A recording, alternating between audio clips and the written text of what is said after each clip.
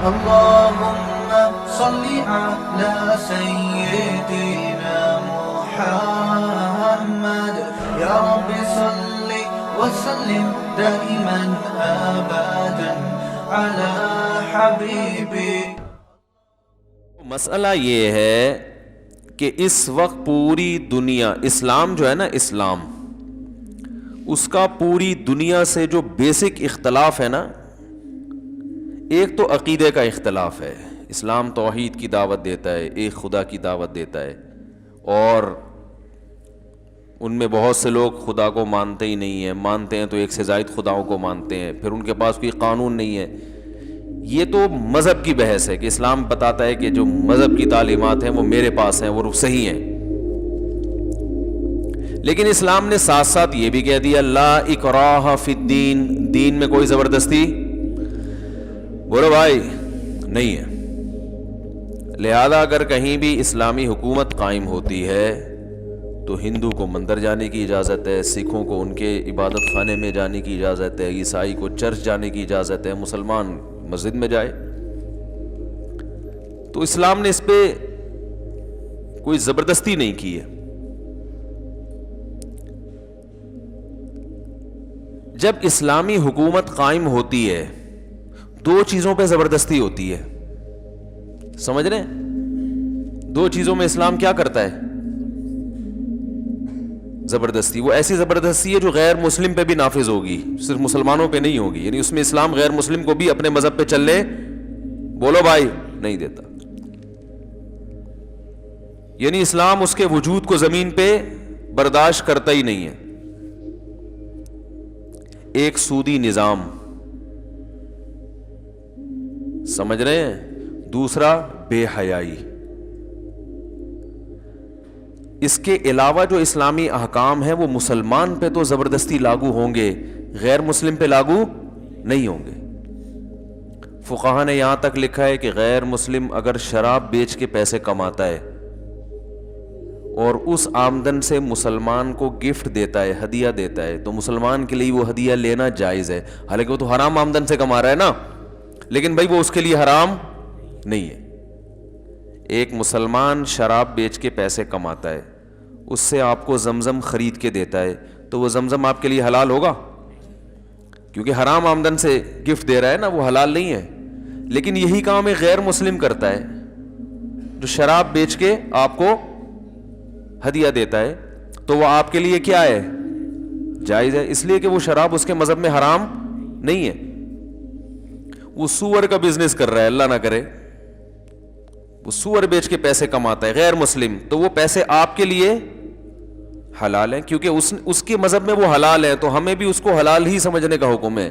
لیکن اگر یہی کام مسلمان کر رہا ہو تو مسلمان کے لیے یہ ارننگ حلال ہوگی کہ حرام ہوگی؟ حرام. آپ کے لیے اس سے پیسے لینا بھی جائز بولو نا بھائی نہیں ہے. اب یہ ٹیکنیکل بات خوب اچھی طرح سمجھیں کہ دو چیزیں ایسی ہیں جس میں اسلام اس وقت جو لبرلزم ہے نا، جو لبرل سے میری مراد وہ لبرل کی وہ ڈیفینیشن نہیں جو ڈکشنری میں لکھی ہوئی ہے، وہ جو عرف میں جس کو لبرل کہا جاتا ہے، جو مذہب مخالف سمجھے جاتے ہیں. اسلام اور پوری دنیا کا جو اس وقت ٹکراؤ ہے نا، ٹکراؤ وہ دو چیزوں میں ہے، ایک سودی نظام اور دوسرا بے حیائی. میں سمجھا پا رہا ہوں اپنی بات؟ کیونکہ اس کے علاوہ جتنی چیزیں ہیں، دیکھیں یہ دو چیزیں ایسی ہیں جس سے انسانیت تباہ ہوتی ہے، اور اس کے اثرات صرف غیر مسلموں پہ نہیں پڑتے. غیر مسلم یہ کام کریں گے تو مسلمان بھی تباہ ہوں گے اس سے.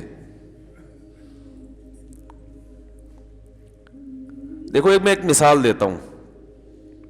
غیر مسلم کو اجازت ہے کہ وہ شراب بیچے، لیکن کیا اس کو اجازت ہے کہ مسلمانوں میں شراب کی تبلیغ کرے، وہ ترغیب دے کہ یہ بھی خریدو، یہ بھی خریدو، یہ بھی خریدو؟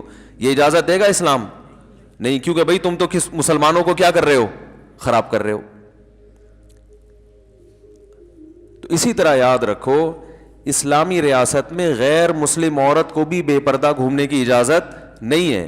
وہ یہ کہہ سکتی ہے میرے مذہب میں پردہ نہیں ہے, ہم یہ کہیں گے آپ کے مذہب میں نہیں ہے. لیکن عورت جب بے پردہ ہو کے گھومتی ہے تو وہ مردوں کو اپنی طرف مائل کرتی ہے, اس سے معاشرہ خراب ہوتا ہے. یہ اس کے اثرات مسلمانوں پہ بھی پڑیں گے. سمجھ میں آ رہی ہے کہ نہیں آ رہی ہے بات؟ اسلام اس کو اجازت نہیں دے گا کہ آپ بکنی پہن کے گھومیں یا آپ چڈیاں پہن کے گھومیں, اجازت نہیں دے گا اسلام اس کو. بھئی اس کے اثرات صرف آپ تک محدود نہیں ہیں, یہ تو متعدی ہو رہے ہیں, یہ تو پھیل رہے ہیں اثرات. آپ مسلمان کو کیوں خراب کر رہے ہو؟ دوسرا, سود کا بھی یہی مسئلہ ہے. اگر سودی سسٹم کی اجازت دے دی جائے, اس وقت پوری دنیا کی دولت چند ہاتھوں میں ہے, اور یہ کس وجہ سے ہے؟ سودی نظام کی وجہ سے. کیسے تباہ ہوتا ہے سود کے ذریعے معاشرہ؟ سودی نظام کی وجہ سے. دولت مرتکز ہوتے ہوتے ہوتے ہوتے چند ہاتھوں میں سمٹ جاتی ہے.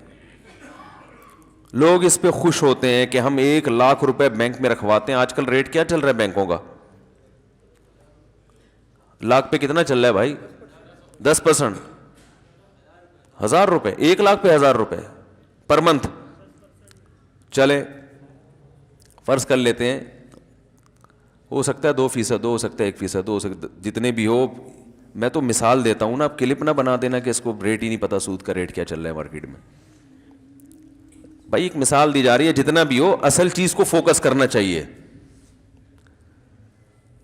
اب دیکھیں ہوتا کیا ہے سودی نظام میں, گڑبڑ کیا ہوتی ہے. آپ نے 1,00,000 روپے بینک میں رکھوائے, اپنی محنت کی کمائی, رکشا چلا کے, ٹیکسی چلا کے, انڈے بیچ کے, گولے گنڈے کا کاروبار کر کے, کچھ بھی کر کے آپ نے 1,00,000 روپے بینک میں رکھوائے. 1 مہینے کے بعد آپ کو 1,000 روپے مل رہے ہیں, آپ خوش ہو رہے ہیں, بیٹھے بیٹھے بغیر کسی محنت کے مجھے 1,000 روپے مل گئے. یہ آپ کی بے وقوفی ہے. ہوتا یہ ہے کہ بینک آپ کے 1,00,000 روپے آگے تاجروں کو دیتا ہے, جو ارب پتی تاجر ہیں, ان کو فری پھوکٹ میں کسی محنت کے بغیر اربوں روپے کا قرضہ بینک سے مل جاتا ہے. یہ ان کا اپنا نہیں ہوتا کہ باپ دادا سے وراثت ملی ہو یا محنت کرتے کرتے یہاں تک پہنچے ہو. وہ چند ڈاکومنٹ شو کراتے ہیں کہ ہم یہ ادا کرنے کی صلاحیت رکھتے ہیں. وہ ڈاکومنٹ کبھی کسی کی جائیداد اپنے نام کروا کے بھی ہو سکتا ہے فیک. وہ ایک دم اتنے بڑے سرمایہ کے مالک بن جاتے ہیں. جب اتنا زیادہ سرمایہ ان کے پاس کسی نیچرل تجارت کے بغیر, یعنی کوئی محنت یا ویسے ہی کوئی ہے نا ایک پروسیس ہو اس کے بغیر, یعنی کہ کوئی پروفٹ ہوا تھا تو اس میں ان کو اتنا حصہ ملا تھا, بیٹھے بیٹھے ان کے پاس چند آدمیوں کے پاس اربوں روپے آ جاتے ہیں. وہ اربوں روپے سے ملے لگا لیتا ہے, فیکٹریاں لگا لیتے ہیں. ایک میں مثال دیتا ہوں, اس نے بیکری کے لیے بیکری کا سامان بنانا شروع کیا. ایک ڈبل روٹی کی فیکٹری لگائی اس نے, ڈبل روٹی بنتی ہے اس میں, بھٹی کہہ لیں یا جو بھی کہہ لیں.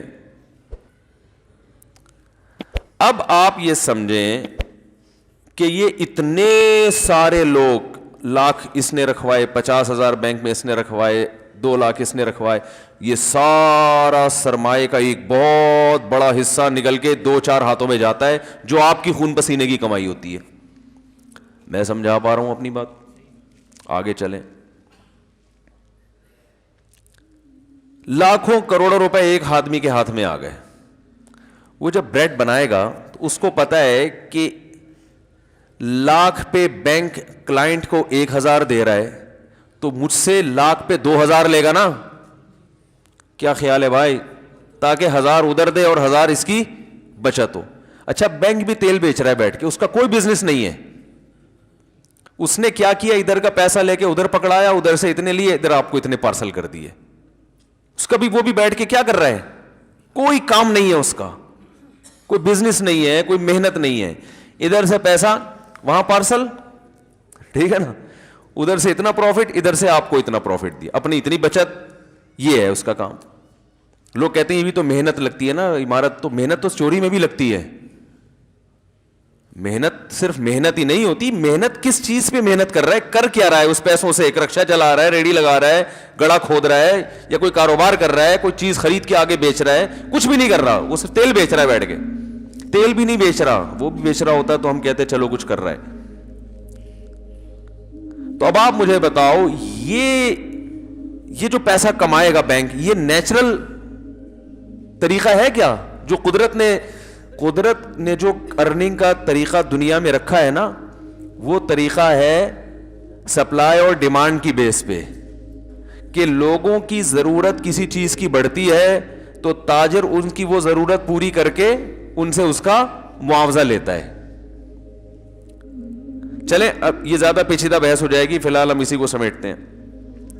اب بینک نے آگے ₹1,00,000 جب تاجر کو دیے تو تاجر نے اس لاکھ پہ بینک کو کتنا دینا ہے؟ ₹2,000. تو تاجر جب ڈبل روٹی بنائے گا تو اس کی قیمت میں وہ 2,000 ایڈ کرے گا کہ نہیں کرے گا اس کی لاگت میں؟ بولو نا بھائی. تو تاجر جب بریڈ مارکیٹ میں پھینکے گا تو جتنے کی بریڈ ہوگی اس میں وہ پیسہ جو اس نے سود کی مد میں بینک کو دینا ہے وہ ایڈ کر کے دے گا کہ نہیں دے گا؟ تو بریڈ کی قیمت مارکیٹ میں بڑھے گی کہ نہیں بڑھے گی؟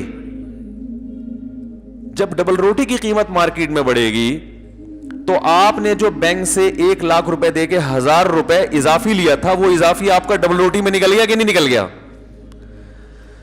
کیا ہو رہا ہے میرے بھائی, سمجھ میں نہیں آ رہی بات؟ تو چیزوں کی جو قیمتیں ہیں نا اتنی اسپیڈ سے بڑھیں گی کہ آپ کا وہ پروفٹ ادھر کے بجائے صابن خریدنے میں, سرف کے ڈبے خرید, کیونکہ یہ بڑی بڑی فیکٹریاں جتنی ہیں ان کے کوئی باپ دادا سے ان کو وراثت میں نہیں ملی ہوتی, کوئی ان کی محنت نہیں ہے, انہوں نے بینکوں سے ایک دم اتنا پیسہ اٹھا کے فیکٹری لگائی, مل لگائی, اور دھڑا دھڑ سارا سب جتنے لوگ ہیں نا, آپ دیکھیں نہیں آج کل جو بڑے بڑے شاپنگ مال بن رہے ہیں, ایک دکاندار بیچارہ باپ دادا سے وہ تجارت کرتا آ رہا ہے, 400 سال ہو گئے, وہ پرچون کی ایک دکان سے 5 دکانیں بنا سکا ہے بیچارہ. اور ایک نیا آدمی جس کے باپ نے کبھی کوئی ₹5 کا منجن بھی نہیں بیچا ہوتا, وہ ایک دم اتنا بڑا مال بنا لیتا ہے کہ کروڑوں روپے کا سرمایہ بھی اس کے پاس آ جاتا ہے, اور لاکھوں کروڑوں لوگ بھی وہاں سے شاپنگ کرنا شروع کر دیتے ہیں. اور جو گلی محلے کا دکاندار ہے نا, جو بیچارہ ایک باپ دادا سے محنت کرتا آ رہا ہے, وہ اس کی پرچون کی دکان بالآخر ختم ہو جاتی ہے. بہت مشکل ہے میرے بھائی, نہیں آ رہی سمجھ میں؟ ابھی آئے گی اور آئے گی انشاءاللہ. تو یہ جو ہم لوگ یعنی بینکوں میں پیسہ رکھ کے پروفٹ لیتے ہیں, تو یہ پروفٹ نہیں ہوتا میرے بھائی. دیکھیں نا, وہ سارا مہنگائی میں آپ کا, تبھی تو کرنسی دھڑام سے گرتی ہے. لوگ کہتے ہیں یورپ امریکہ میں تو کرنسی نہیں گرتی, ان کے ہاں سودی نظام کے علاوہ اور بہت سی ایسی چیزیں جس میں انہوں نے معیشت کو مینٹین رکھا ہوا ہے. سودی نظام سے تو معیشت خراب ہوتی ہی ہوتی ہے. اس کی مثال ہے جیسے کوئی چرس پینے والا, ہیروئن پینے والا صحت مند ہو, تو ہم ہیروئن کی تعریف نہیں کریں گے, ہم کہیں گے بھائی یہ الگ سے طاقت کے انجیکشن لگوا رہا ہے, ٹھیک ہے نا. ہیروئن سے تو نقصان ہی ہوتا ہے. اب آگے سمجھیں آپ بات کو. بینک اگر یہ کام کرنا شروع کر دے کہ شریعت نے کہا ہے سود پہ نہ دو, مزاربت پہ دو, سود پہ نہ دو, مزاربت. مزاربت کا مطلب یہ ہے کہ ایک آدمی کا پیسہ ہو, دوسرے کی محنت ہو, اور آپ اس سے کہیں تم محنت کر کے جو کچھ کماؤ گے اس میں اتنے فیصد میرا, اتنے فیصد تمہارا. اب اگر یہ سسٹم بینکوں میں آ جائے تو آپ نے ₹1,00,000 بینک کو دیے, آپ نے کہا مجھے اس پہ 1,000 نہیں چاہیے, تم جتنا اس پہ کماؤ گے مجھے 1% دے دینا بس, ٹھیک ہے, زیادہ بے شک نہیں چاہیے, مجھے کتنا چاہیے. اگر تم نے میرے 1,00,000 پہ 1,00,000 کمایا ہے تو مجھے ₹1,000 چاہیے. 2,00,000 کمایا تو مجھے, بولتے کیوں نہیں بھائی, آپ کمانے کے بولنے پہ تو کما تھوڑی رہے ہو, لیکن خوش تو بولو نا. 2,00,000 کمائے تو میرا پروفٹ 2,000 ہو جائے گا, 10,00,000 کمائے تو 10,000 ہو جائے گا. پرسنٹیج تھا یہ, چاہے وہ 30% ہو, 50% ہو, 1% ہو, پرسنٹیج کے حساب سے شریعت میں ہے نا مزاربت. اب معاملہ کیا ہوگا کہ بینک یہ ₹1,00,000 جب آگے تاجر کو دے گا تو تاجر سے کہے گا کہ مجھے بھی پرسنٹیج کے حساب سے چاہیے, اس 1,00,000 پہ مجھے 4% چاہیے, جس میں 2% میں کلائنٹ کو دوں گا اور 2 خود رکھوں گا.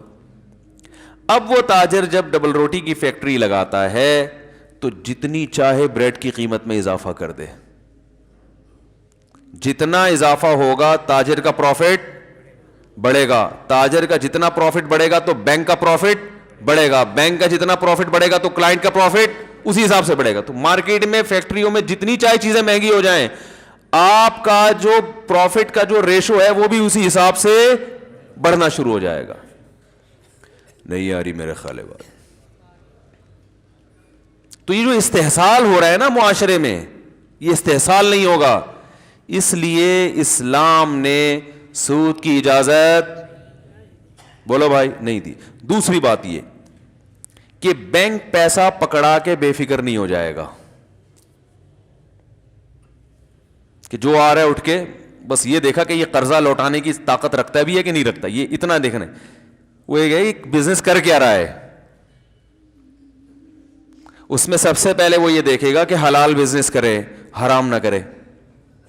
بات آ رہی ہے سمجھ میں؟ کیونکہ صرف سود حرام تھوڑی ہے, بزنس بھی تو حلال ہونا چاہیے نا. کوئی ایسی چیز کا بزنس کرے جس کی لوگوں کو واقعی ضرورت ہو, تو اس سے لوگوں کی ضرورتیں پوری ہوں گی. یہ ایک الگ اخلاقی فائدے ہیں. تو بینک کا ریشو بڑھنے سے کلائنٹ کا ریشو خود بخود اس کا پروفٹ کیا ہو جائے گا, بڑھ جائے گا. تو اب ہوتا یہ ہے ہمارے معاشرے میں کہ وہ پیسہ سمٹتے, ہاں ایک اور کام یہ ہوتا ہے کہ حقیقی معنوں میں تجارت ہوگی. بینک نا وہ ڈر لگا رہے گا اس کو کہ میں پیسے دے رہا ہوں کہیں بزنس میں لاس نہ ہو جائے, ٹھیک ہے نا. اب ہوتا کیا ہے کہ بینک پیسے دے کے بے فکر ہو کے بیٹھ جاتا ہے کہ مجھے تو اتنے ملنے ہیں. آپ نے بینک کو پیسے دے کے آپ بھی بے فکر ہو کے بیٹھ جائے. اب وہ جو تاجر ہے نا جو بزنس کر رہا ہے انویسٹمنٹ سے, اس کے پاس راستہ کھلا ہوا ہے. اس نے لکھوایا کیا تھا, کر کیا رہا ہے, اسے اس سے کوئی غرض ہے ہی نہیں. اس کے بھی نقصان کا اندیشہ ہے, بسا اوقات اس کو فائدے کے بجائے نقصان. دنیا میں کوئی ایسی تجارت نہیں ہے جس پہ کوئی ایسا ٹھپا لگا دے کہ لاس کا چانس سرے سے ہے ہی نہیں. اسٹاک ایکسچینج میں آپ دیکھیں نا کیسی خبریں آ رہی ہوتی ہیں, شیئرز کی قیمت بڑھ رہی ہے, سارے دنیا اٹھا کے اپنا پیسہ اسٹاک ایکسچینج میں ڈالتی ہے, دھڑام سے وہ مارکیٹیں کا دیوالیہ ہونا شروع ہو جاتا ہے. یہ تو ہو رہا ہے. بحریہ ٹاؤن کے ساتھ دیکھ لیں کیا ہوا, ایک دم ہر آدمی بحریہ ٹاؤن بحریہ ٹاؤن بحریہ ٹاؤن. اب جو پلاٹ 36 لاکھ کا تھا وہ 18 پہ آ گیا. اب لوگ انتظار میں بیٹھے ہوئے کہ اے اللہ جب یہ 36 پہ پہنچے گا پتہ نہیں ہماری عمر ہمارا ساتھ دے گی کہ نہیں دے گی. یہ تو ہے, لازمی ہے. یہ تو اللہ تعالیٰ تو قرآن میں فرماتے ہیں یبسط الرزق لمن یشاء ویقدر, جس کے لیے چاہوں گا رزق بڑھا دوں گا, جس کے لیے چاہوں گا تنگ کر دوں گا. آپ نے ایک چیز کو پیسہ بڑھانے کا ذریعہ سمجھا, اسی چیز کو اللہ پیسہ گھٹانے کا ذریعہ بنا دے گا. کتنی تجارتیں دنیا میں آئی ہیں, لوگوں نے کہا ہم ارب پتی بن جائیں گے, وہی تجارتیں لوگوں کو روڈ پہ لانے کا سبب بنی. پہلے تو کھا رہے تھے کچھ, اس سے بھی گئے. تو دنیا کا اصول ہے. تو اس تاجر کا نقصان کیا ہے کہ جب وہ اربوں روپے کا سرمایہ لے کے کوئی فیکٹری لگاتا ہے, مل لگاتا ہے, اور اس کا ہو گیا نقصان, اس کے پاس دینے کی طاقت نہیں ہوتی, اس کے پاس بھاگنے کے علاوہ کوئی آپشن نہیں. وہ کہاں سے دے گا, ناممکن ہے, کیونکہ اس کے باپ کا پیسہ تھوڑی لگا ہوا ہے اس میں. اپنا پیسہ ڈوب جائے انسان بھاگتا نہیں ہے. سمجھ میں آ رہی ہے بات؟ بھاگے گا کیوں بھائی وہ؟ اور جس کا پیسہ ہے وہ لاس میں شرکت گوارا کرے تو بھی نہیں بھاگے گا. وہ کیوں بھاگو بھائی, میرا نقصان, ایگریمنٹ ہوا تھا, پروفٹ ہوگا تو دیں گے, نہیں ہوا تو لاس سارا آپ کا ہے, میرا تھوڑی ہے لاس. وہی وہ نقصان اس لیے نہیں ہوتا عمومی کہ وہ بھی پیسہ دینے سے پہلے کروڑ 100 دفعہ سوچے گا. وہ ذرا بھی اس کو خطرہ ہوگا یہ بندہ کرپٹ ہے, گڑبڑ ہے, تو اس سے ایماندار لوگ مارکیٹ میں آئیں گے. بہت یعنی ایک نیچرل تجارت ہوگی پیسوں کی, جو جو سرکولیٹ کرے گا وہ نیچرل انداز میں کرے گا, قدرتی انداز میں کرے گا. سمجھ میں آ رہی ہے بات کہ نہیں آ رہی ہے؟ تو اب کیا ہو رہا ہے آپ, اچھا ایک اہم بات یہ بھی ہے کہ جب آپ بینک سے قرضہ لیں گے تو آپ کو یہ ثابت کرنا پڑے گا کہ میں کیوں لے رہا ہوں. دیکھو اسلامک بینکوں میں اور جو کمرشل بینک ہے نا, اس میں بڑا فرق کیا ہے. آپ کسی اسلامک بینک میں جائیں نا قرضہ لینے کے لیے, بینک کبھی بھی نہیں دے گا آپ کو. آپ میزان بینک چلے جائیں, بینک اسلامی چلے جائیں, آپ پوچھیں بھائی مجھے پیسہ چاہیے, کہے گا کیا کرنا ہے. آپ یہ کہہ سکتے ہو کہ آپ کو اس سے کیا غرض ہے, کیا کرنا ہے. سودی بینک میں آپ یہ بتانے کے مکلف نہیں ہے. آپ کہ مجھے قرضہ چاہیے, آپ یہ شورٹی لیں کہ میں قرضہ واپس کر سکتا ہوں. کس کام کے لیے چاہیے, اس سے آپ کو غرض کیا ہے. تو اس سے جو پیسوں کی رولنگ ہوگی وہ اسراف میں آئے گی کہ نہیں آئے گی. لیکن جب آپ کسی اسلامک بینک میں جاتے ہیں, آپ کہتے ہیں مجھے 20 لاکھ روپے چاہیے, بینک کہے گا کیا کرنا ہے آپ نے. آپ کو یہ ڈیفائن کرنا پڑے گا کہ میں نے کرنا, آپ کہیں گے میں نے گھر بنانا ہے. بینک کہے گا ٹھیک ہے, کہاں گھر خریدنا ہے, لوکیشن کیا ہے, کیسا گھر ہے وہ آپ ہمیں بتائیں. جب آپ بتائیں گے یہ گھر ہے, یہ محلے وقوع ہے, یہ اس کی تصویریں ہیں, بینک کہے گا ٹھیک ہے 80% میں خرید رہا ہوں, 20% آپ انویسٹ کریں. دونوں مل کے خریدتے ہیں, آدھے سے زیادہ میرا ہوگا اور باقی کس کا. یہ تجارت ہو رہی ہے نا. پھر بینک وہ گھر خرید کے شرکت متناقصہ کی بیس پہ آپ کو فروخت کرنا شروع کرے گا. ہر مہینے اس کا کرایہ اتنا آئے گا اور اتنے یونٹ بنا دیے, ہر مہینے آپ وہ یونٹ خریدتے رہیں ہم سے. جب پورے یونٹ, جتنے یونٹ آپ خریدتے رہیں گے کرایہ کم ہوتا رہے گا, کیونکہ آپ اتنے فیصد مالک بنتے چلے جا رہے ہیں. بات آ رہی ہے سمجھ میں؟ اور جب سارے یونٹ آپ خرید لیں گے تو پورا آپ کا ہو گیا. تو جتنی جلدی آپ یونٹ خریدیں گے اتنا کرایہ کم ہوتا چلا ہے, کیونکہ آپ اس کے مالک بنتے چلے. یہ تجارت ہے, یہ بزنس ہے. اس میں کیا ہو رہا ہے کہ ایسٹس وجود میں آ رہے ہیں, رقم بلا وجہ سرکولیٹ نہیں کر رہی مارکیٹ میں. اب اگر آپ کو پیسہ ملا تو گھر لے لیا نا آپ نے, اب دیوالیہ نہیں ہو سکتا, گھر تو موجود ہے نا. ارے بھائی کیا ہوگا, نہ بینک کا نقصان ہوگا نہ آپ کا نقصان ہوگا. آپ اگر قسطیں ادا کرنے سے عاجز آ گئے, آپ بولے بھائی اللہ کا واسطہ مجھے معاف کر دو, اس وقت تو میں نے سوچ لیا تھا بحریہ ٹاؤن میں بنگلہ خریدوں, میرے اندر قسطوں کی طاقت نہیں ہے. بینک کہے گا کوئی بات نہیں ہے, آپ کے اندر مزید قسط ادا کرنے کی طاقت نہیں ہے, اتنے فیصد تو گھر ہمارا ہے, اتنے فیصد تو ویسے ہی آپ کا ہو چکا ہے, ملک اس کو بیچ دیتے ہیں, گھر موجود ہے نا, گھر تھوڑی بھاگے گا بھائی. پولیس بلوانی پڑے گی, صحیح بتا رہا ہوں اب میں, سمجھانے کے لیے پولیس بلوانی پڑے گی. تو گھر لے کے کہاں بھاگے گا وہ, ہے بھائی بھاگ سکتا ہے. تو بھائی یہ اتنے فیصد ہمارا ہے, اتنے فیصد آپ کا, آپ قسطیں ادا نہیں کر سکتے, کوئی بات نہیں, تو اتنے فیصد تو بہرحال آپ خرید چکے ہیں ہم سے, جتنی قسطیں ادا کی وہ اتنے پرسنٹ گھر آپ کا ہو گیا. اب اس کو بیچ دیتے ہیں. بینک یہ کہے گا بھائی میرے کسی کام کا نہیں, ہماری کوئی مامو پمانی ہے نہیں جنہوں نے یہاں رہنا ہے. یہ بھی ممکن ہے بینک کا مینیجر خود خرید لے وہ, یہ بھی ممکن ہے وہ کہے بھائی اس کو فروخت کرتے ہیں, جتنے پرسنٹ آپ کا حصہ ہے وہ آپ کو پیسے پکڑا کے باقی ہم اپنی رقم بچا لیتے ہیں, اور جو رینٹ آپ کو آپ ہمیں دیتے رہے وہ ہمارا پروفٹ ہو گیا. کوئی ایسا, یہ وہی ہو رہا ہے جو نیچرل ایک تجارت میں ہوتا ہے. سمجھ میں آ رہی ہے کہ نہیں آ رہی ہے؟ یہ چیز لوگوں کو کھلتی ہے, یہ چیز یہودیوں کو کھلتی ہے, سمجھ رہے ہیں نا. آپ کو گھر نہیں چاہیے, آپ کو گاڑی چاہیے, گاڑی میں بھی یہی کیا جاتا ہے. آپ کہتے ہو بھائی میری شوگر مل ہے, میں نے فیکٹری سے گنا اٹھانا ہے. کیا اٹھانا ہے؟ گنا اٹھانا ہے, اور چینی بنانی ہے, تو گنا اٹھانے کے پیسے میرے پاس نہیں ہے. آپ بینک کے پاس آئے, آپ نے کہا مجھے 1 کروڑ روپے قرضہ چاہیے. بینک کہے گا کیوں چاہیے, آپ کو ویسے ہی چاہیے. بینک آپ کو, جو اسلامی بینک ہے, نہیں دے گا. بھائی کیوں چاہیے؟ بھائی مسئلہ یہ ہے کہ میری شوگر مل ہے, مجھے گنا چاہیے. یہ شکر ہے اللہ کا بہت بڑا فضل ہے کہ چینی میں ابھی گنا ڈل رہا ہے, یعنی گنے سے بن رہی ہے. ورنہ ٹومیٹو کیچپ کے بارے میں وہ انڈیا نے کہا تھا نا کہ ہم ٹماٹر بند کر دیں گے, تو یہاں سے ایک بیان کیا کہ ہمارے یہاں تو ٹومیٹو کیچپ میں ٹماٹر نہیں ڈلتا, آپ ٹماٹر بند کر کے کیا کرو گے. ہم تو ایسا ہر چیز کا آلٹرنیٹ تلاش کرتے ہیں. تو گنا چاہیے بھائی, پیسے نہیں ہیں. تو بینک یہ کہے گا کہ گنا ہم آپ کو خرید کے قسطوں پہ مہنگے داموں بیچ دیں گے. ہمارا بندہ جائے گا یا آپ تھوڑی دیر کے لیے ہماری طرف سے وکیل بن جائیں, ہمارے نمائندے بن کے خرید لیں, قبضے میں لے کر آئیں, ہوائی بے نہیں ہوگی, وہ قبضے میں لے کر آئیں گے ہم. جب ہمارے قبضے میں آ جائے گا تو ہم وہ آپ کو اپنا پروفٹ رکھ کے بیچ دیں گے. وہ پروفٹ, وہ قسطیں آپ ہمیں ادا کرتے رہیں. تو اب کیا ہوا کہ شوگر مل چلانے والے کے پاس گنا تو آ گیا نا, اب کہاں بھاگے گا وہ؟ اب اس کا لاس ایسا لاس نہیں ہو سکتا کہ کچھ ہے ہی نہیں اور کروڑوں روپے ڈوب گئے اس کے, یہ نہیں ہو سکتا. سمجھ رہے کہ نہیں سمجھ رہے؟